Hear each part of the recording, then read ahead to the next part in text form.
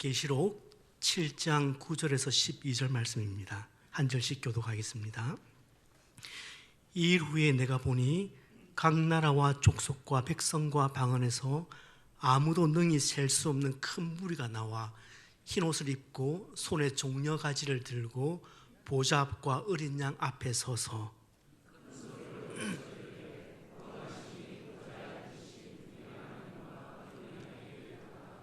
모든 천사가 보좌와 장로들과 네 생물의 주위에 서 있다가 보좌 앞에 엎드려 얼굴을 대고 하나님께 경배하여 이르되 아멘. 찬송과 영광과 지혜와 감사와 존귀와 권능과 힘이 우리 하나님께 아멘 하더라.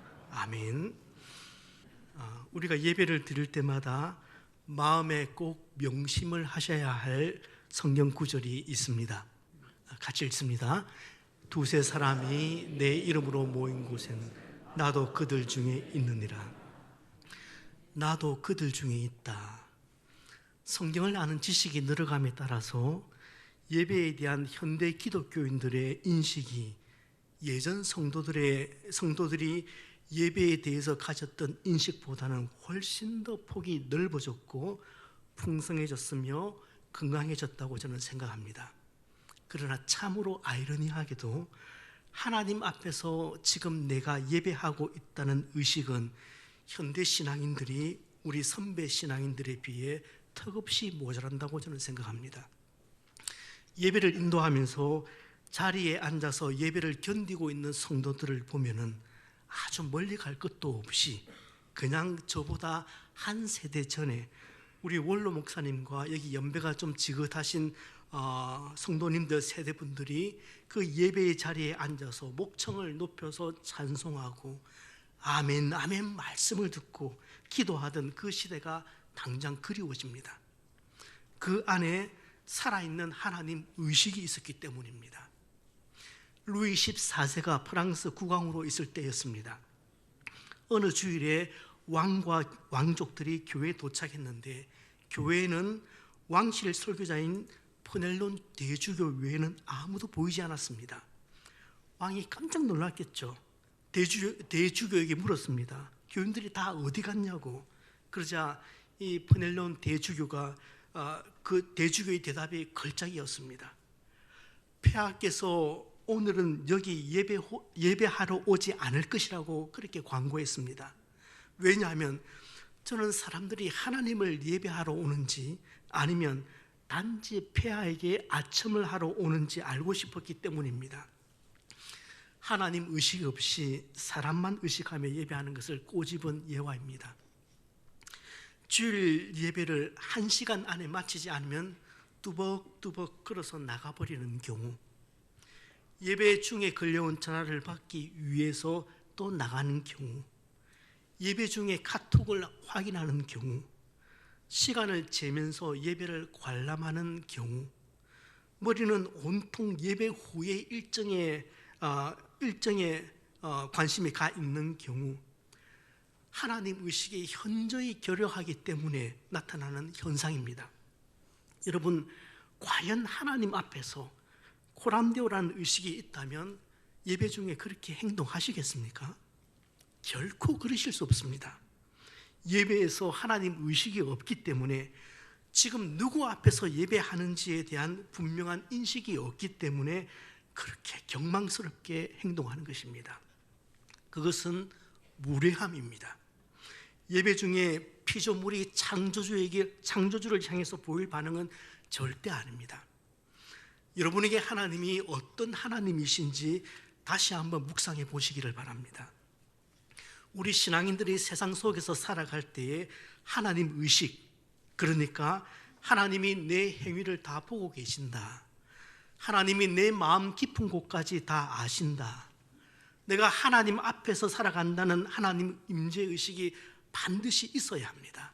그 의식이 없다면 신자와 불신자의 차이가 없어지는 겁니다.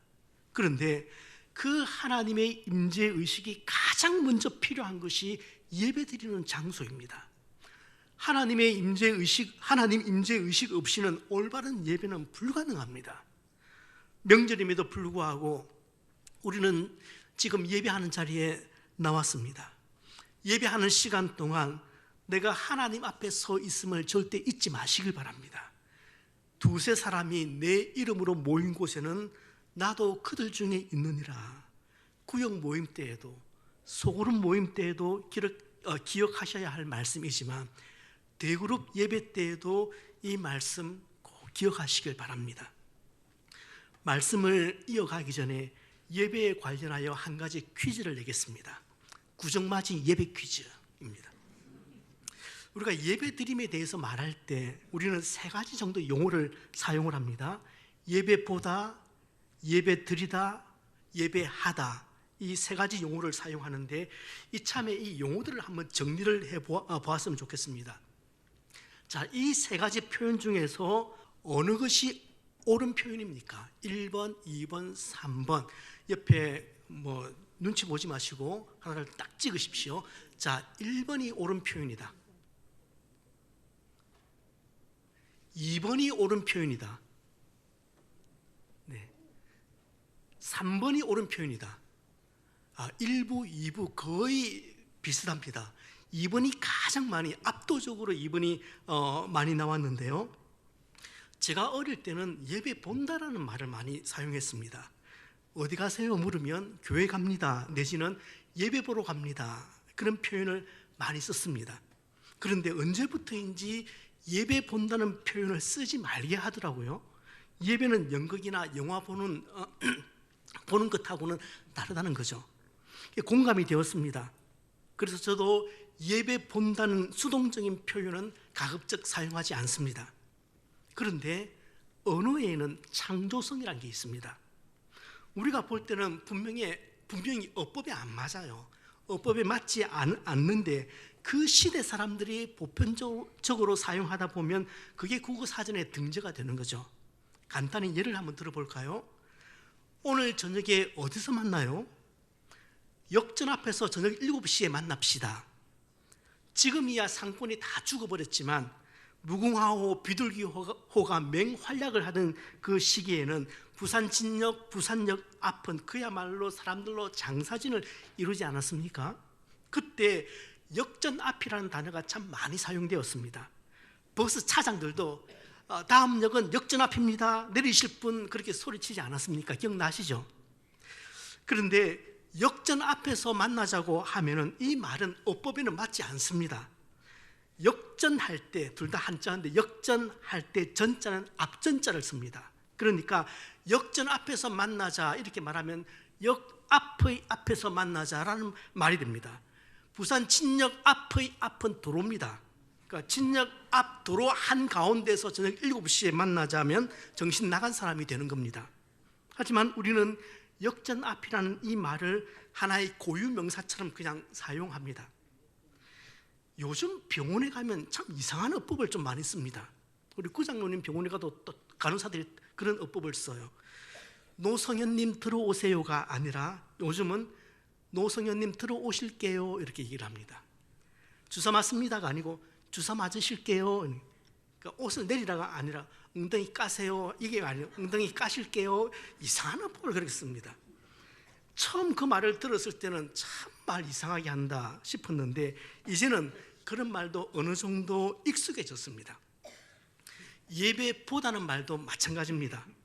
본다는 말에는 마치 관람객처럼 수동적으로 앉아서 예배한다 그런 좀 부정적인 뉘앙스가 분명히 있습니다. 하지만 우리가 본다라는 말을 사용할 때는 단순히 관객의 입장에서 참여한다는 말은 아닐 겁니다. 예컨대 김집사 어디가?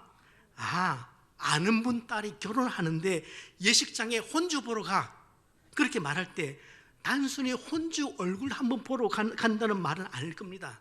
그 결혼식에 참여해서 그 혼주를 축하해 주기 위해서 간다는 능동적인 의미가 그 안에 담겨 있는 거죠. 때문에 저는 그래서 예배 본다는 말이 꼭 그렇게 틀린 말은 아닐 거라고 생각을 합니다. 어쨌든 이런 좀 수동적인 그런 느낌을 배제하기 위해서 나온 용어가 예배 드린다입니다. 가정 예배를 할 때도 모두 식탁으로 모여라, 가정 예배 드리자, 그렇게 말하죠. 아마도 예배에 관해서 가장 많이 쓰는 표현법이기도 합니다. 원래 예배라는 단어는 예의 예자에 절하다라는 배자를 사용합니다. 예의를 갖추어서 절을 한다, 그런 뜻이죠.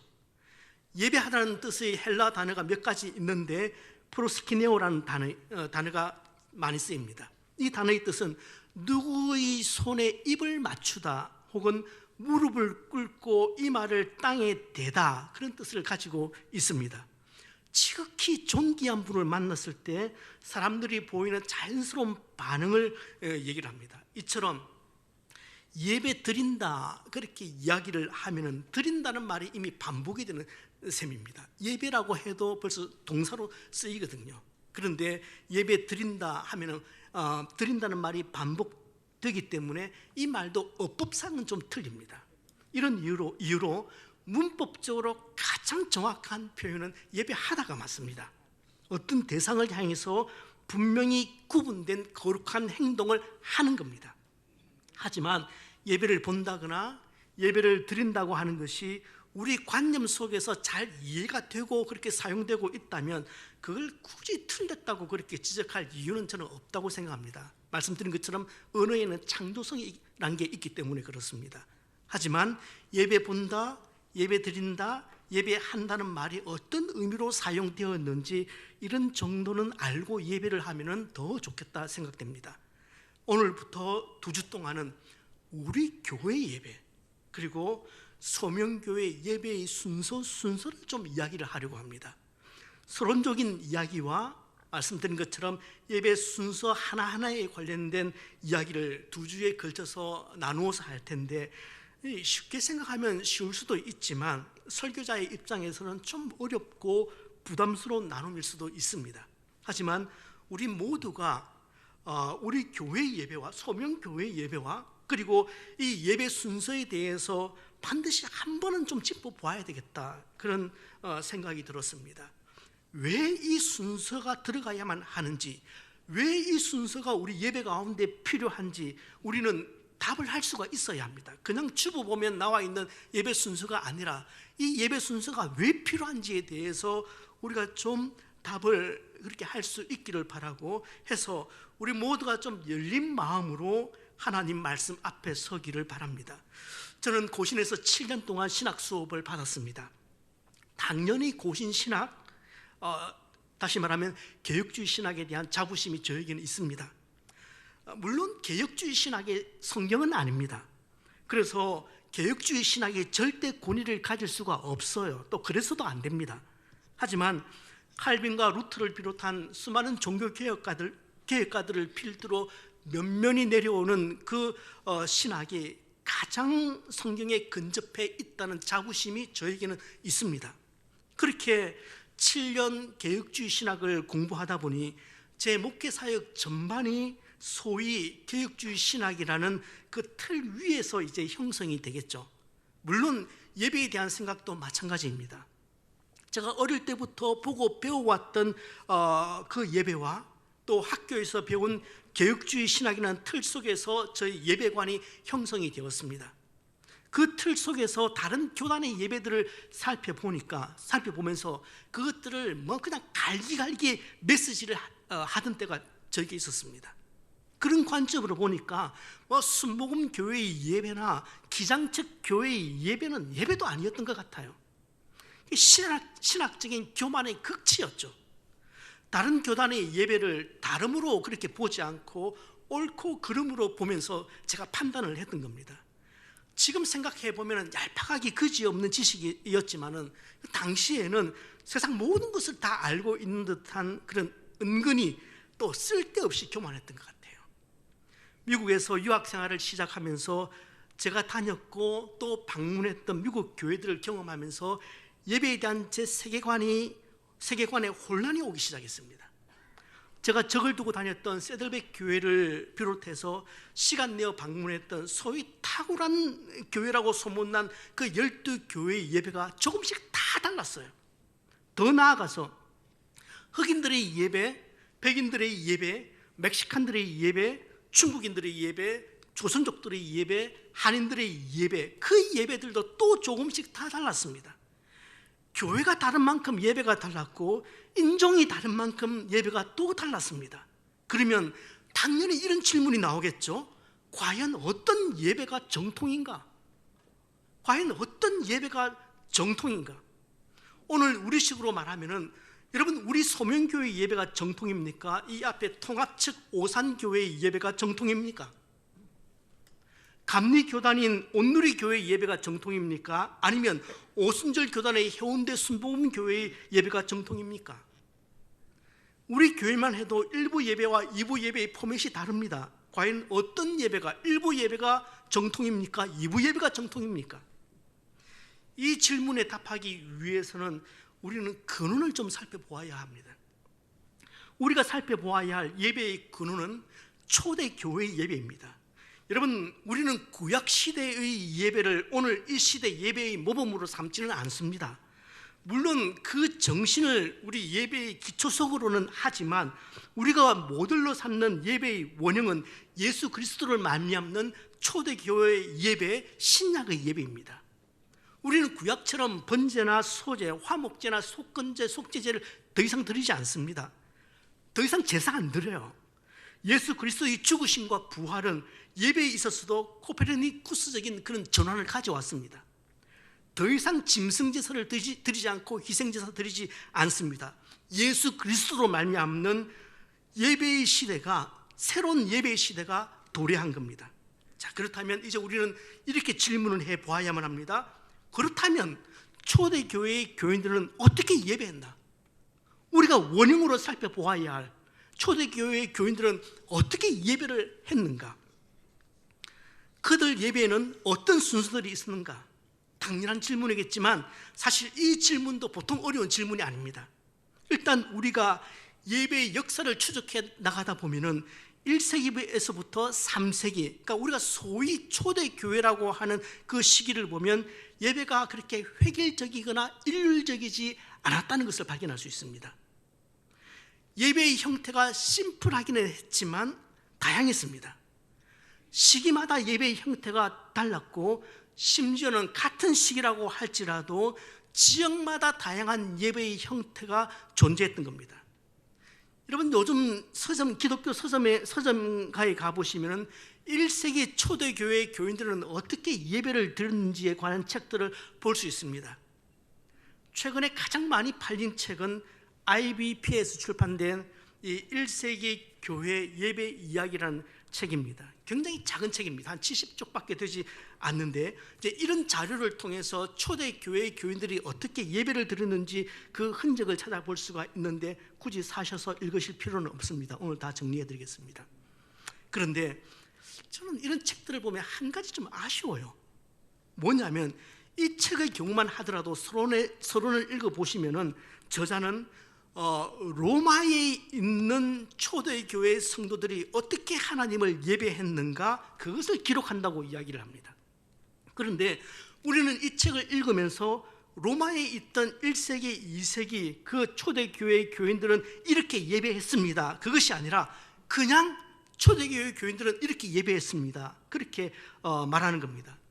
그러니까 로마라는 한 도시를 초대교회 전체로 일반화시켜버리는 오류를 우리가 범하게 되는 거죠. 여러분, 그렇지 않습니다. 로마, 그 당시만 해도 이미 로마, 안디옥, 알렉산드리아, 콘스탄티노플, 칼타고, 당시 기독교의 주요 거점 도시들이 있었거든요. 그 거점 도시들에서 행해지던 예배의 형식들은 서로 다 달랐어요. 때문에 천편일률적으로 초대교회의 예배는 이랬습니다, 그렇게 말할 수가 없습니다. 초대교회 안에도 시대마다, 나라마다, 지역마다 예배의 형태가 조금씩 다 달랐던 겁니다. 때문에 초대교회 예배의 특징을 말하라고 하면은 저는 딱 하나로 규정하기는 참 어렵다 생각이 듭니다. 하지만 가장 먼저 초대교회 예배의 특징은, 첫 번째는 다양성입니다. 초대교회 예배는 다양성을 갖추고 있었습니다. 그리고 초대교회 예배의 또 다른 특징은 예배 순서가 굉장히 단순했지만 실제적이었다는 것입니다. 지금처럼 이렇게 예배 순서가 많지 않았습니다.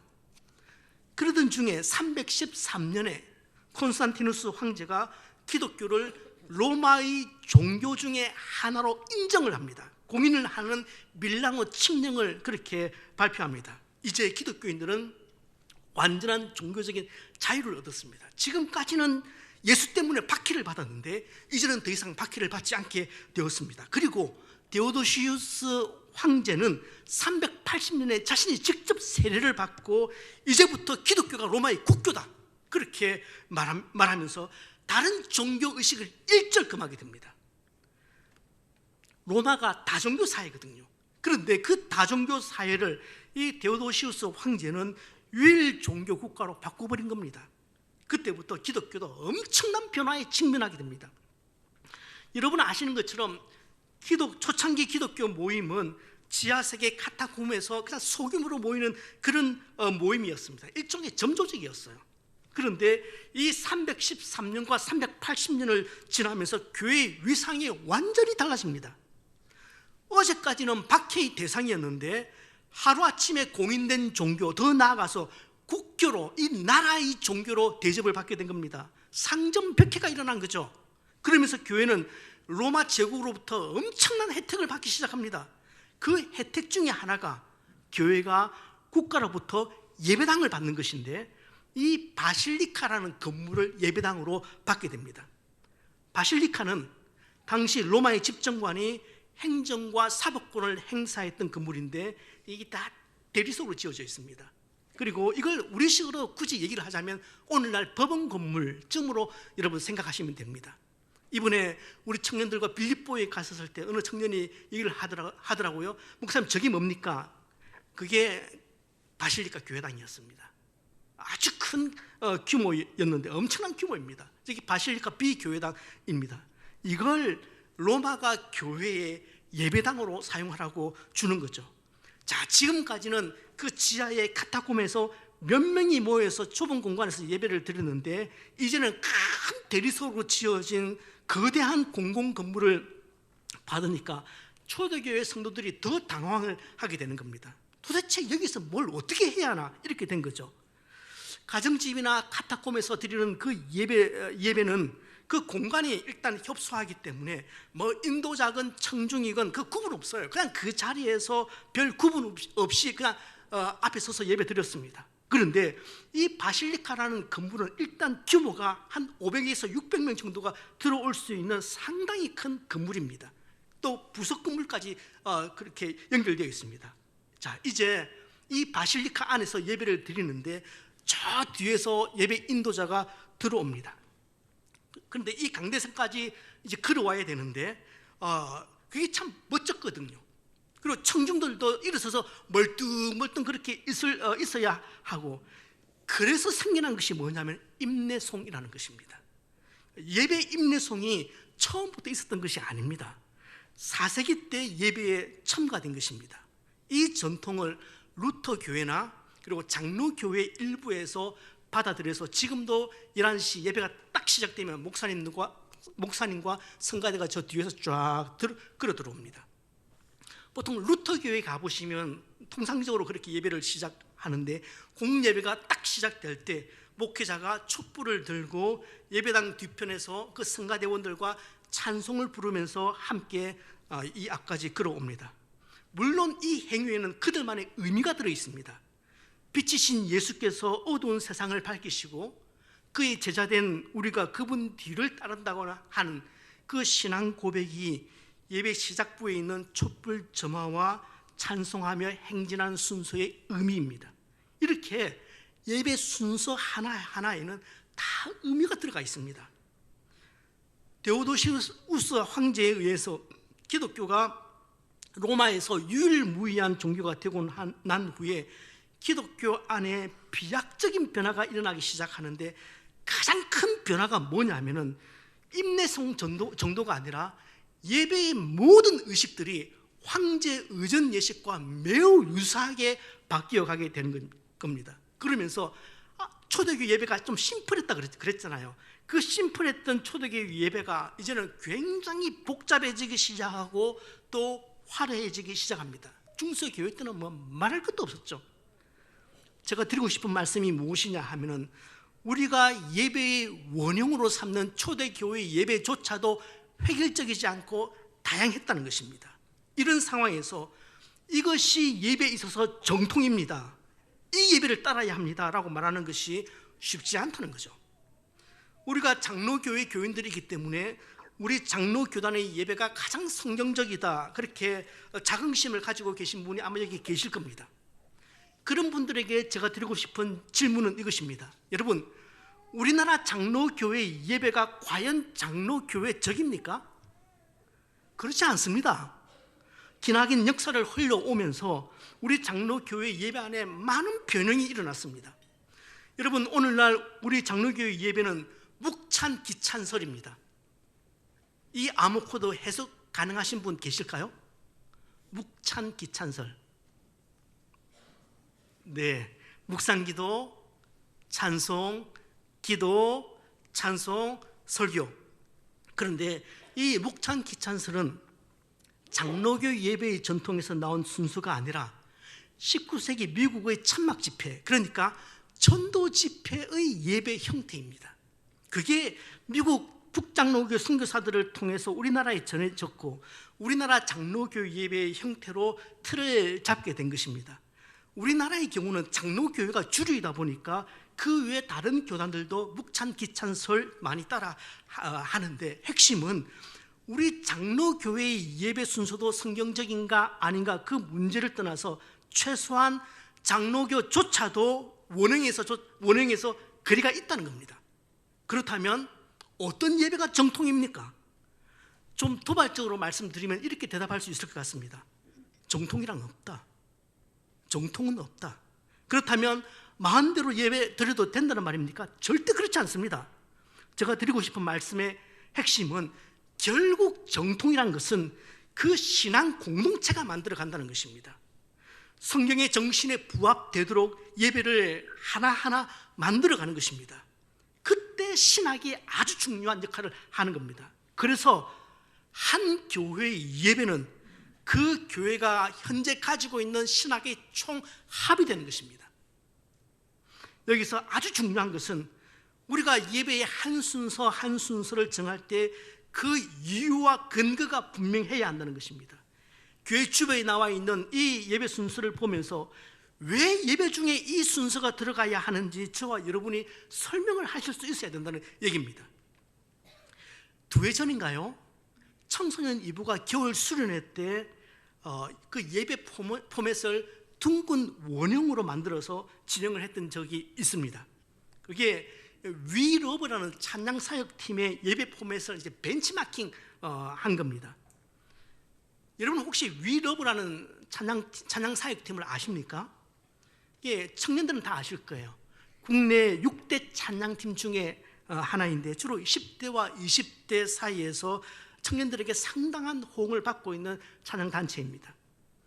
이 팀의 핵심 가치가 솔직함과 진정성이라고 그렇게 얘기를 하는데, 이들은 예배할 때 둥글게 원을 만들어서 그렇게 예배를 합니다. 이게 위러브 찬양 사역팀의 이제 예배팀의 특징이 되었는데요. 그냥 막 둥글게 모여서 예배하는 또 다른 하나의 시도가 아니라 그 안에는 그들만이 가진 신학적인 의미가 있습니다. 뭐냐면 그들이 둥근 원을 만들어서 예배하는 이유는 앞에 서 있는 자와 회중 간의 구분을 없애자는 겁니다.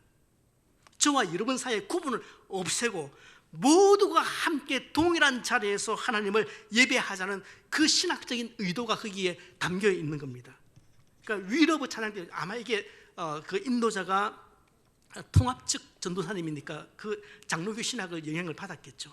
자, 이처럼 따로 정통이 딱 정해져 있다기보다는 우리가 그 정통, 그러니까 올바른 신학의 바탕을 둔 견고한 예배를 우리가 만들어 간다는 것입니다.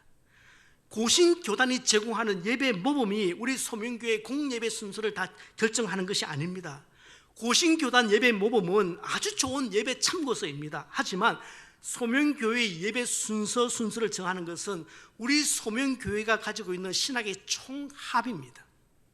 그리고 우리 공예배가 1부, 2부 포맷이 다르다는 것은 예배의 본질을 놓치지 않는다면 형식은 언제든지 변할 수 있다는 전제를 깔고 있는 것입니다. 우리가 그 코로나 시대에 저희 예배자들이 뭐 이전에 또 한번 평지풍파도 거쳤고 코로나 시대에 예배 인원이 400대로 떨어졌던 적이 있습니다. 지금은 이제 500, 600, 700대까지 이제 회복되고 있는데 우리 장로님들과 그런 얘기합니다. 한 800대에서 900대 그 중간쯤 가면은 예배를 한 부 더 늘려야 된다. 이게 자리가 안 되거든요. 그래서 예배를 한 부 더 늘리는 수밖에 없는데 그때는 어떤 형식의 예배를 드릴 것인지 과연 이제 저는 생각이 많은 거죠. 수도원 형식의 그런 아주 정갈한 예배를 드릴 것인지 아니면 초대의 원행에 맞게 아주 심플한 예배를 드릴 것인지 이제 고민이 많은 거죠. 변하는 시대를 품을 수 있는 예배가 되도록 할 것입니다. 제가 방금 본질을 흐리지 않는다면 예배의 순서는 얼마든지 변화를 줄 수 있다고 그렇게 말씀드렸습니다. 그렇다면 반대로 시대가 아무리 격변한다고 할지라도 예배 안에서 절대 변하지 말아야 할 그런 본질도 있다는 말이 들 겁니다. 여러분, 격변의 시대에 변하지 않는 예배의 본질은 무엇일까요? 마지막으로 예배의 본질들 중에서 우리가 좀 놓치고 있는 한 부분을 제가 좀 강조해서 말씀드리면서 오늘 서론적인 말씀을 마무리할까 합니다. 여러분, 일반 역사가들도 인정하는 것처럼 신불신을 막론하고 인류 역사의 반향을 불러일으킨 그 사건이 1517년 10월 31일 날 발생했던 종교개혁입니다. 중세 사회에 던져진 핵폭탄이었죠. 그 첫 출발 주자가 마르틴 루터입니다. 신학적으로 말할 때 루터에게 있어서 루터가 발견한 가장 큰 기여는 칭의론이라고 보통 그렇게 이야기를 합니다.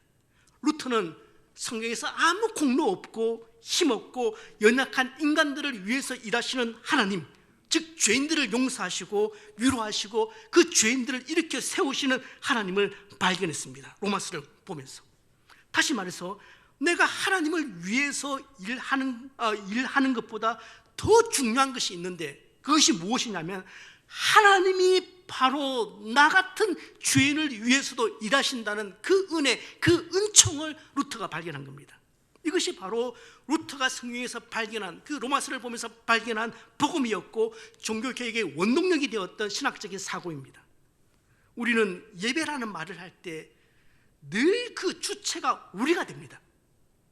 우리가 무엇인가를 열심히 준비해서 하나님께 올려드리는 것, 최선을 다해서 하나님께 올려드리는 것, 뭔가를 잘 준비해서 찬양을 잘 준비해서 말씀을 잘 준비해서 기도를 잘 준비해서 하나님께 올려드리는 것이라고 우리는 그것을 예배라고 말합니다.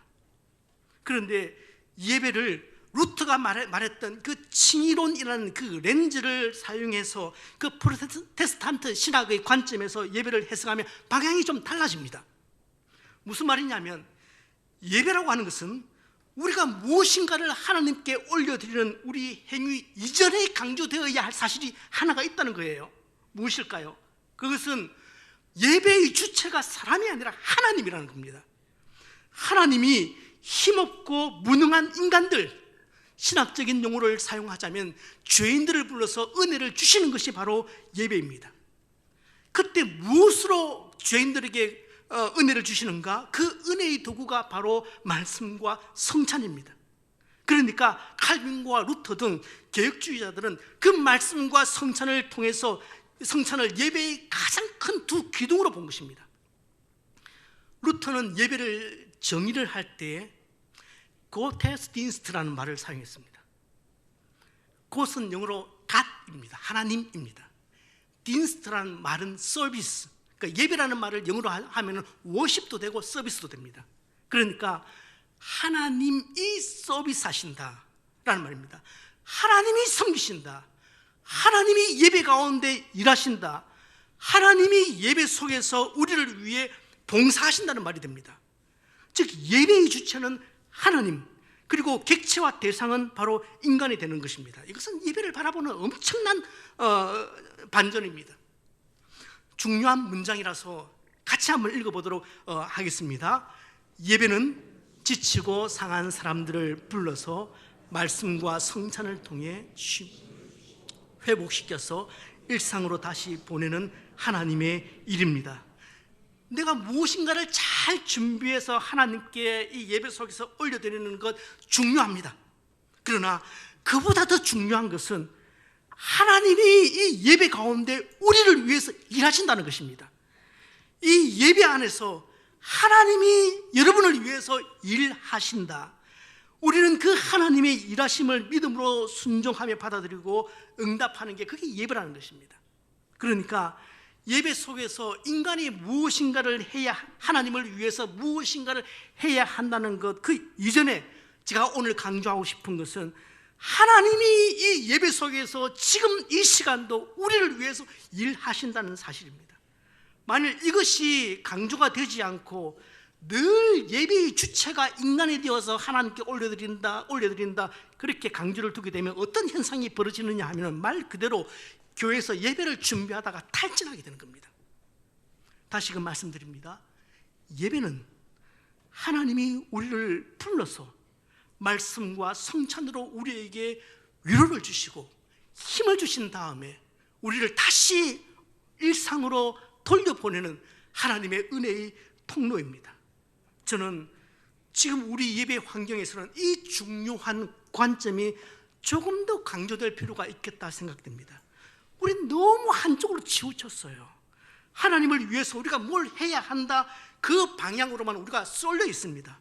여러분, 균형을 잡아야 합니다. 아니, 하나님이 우리 가운데서 우리를 위해서 예배 가운데 일하신다는 이 더 중요한 사실이, 먼저 중요한 사실이 저는 더 강조되어야 한다고 생각을 합니다. 예배는 먼저는 하나님의 서비스인 동시에 우리의 서비스입니다.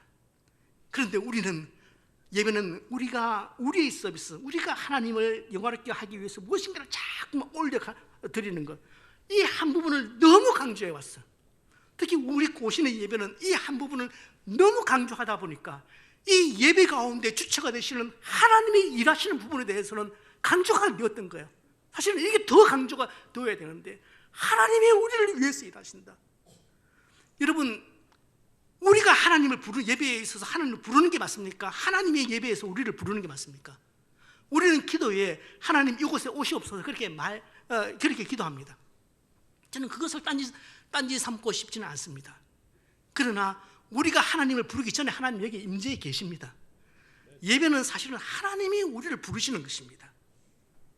우리가 예배의 각 순서를 통해서 하나님을 영화롭게 하는 것, 찬양을 잘 준비해서 하나님께 올리는 것, 말씀을 잘 준비해서 성실히 준비해서 하나님께 올리는 것 중요하지만 이 예배 가운데 하나님이 나를 위해서 일하고 계신다는 사실을 절대 잊어서는 안 됩니다. 하나님이 이 예배를 통해서 우리에게 쉼을 주시고 위로를 주시고 격려를 주시고 힘을 주셔서 우리를 회복시키신 다음에 다시 세상으로 내보내시는 그것이 예배의 중요한 또 다른 한 면입니다. 이런 의미를 온전히 이해를 하실 때에 예배가 나를 살린다, 그렇게 고백할 수가 있는 겁니다.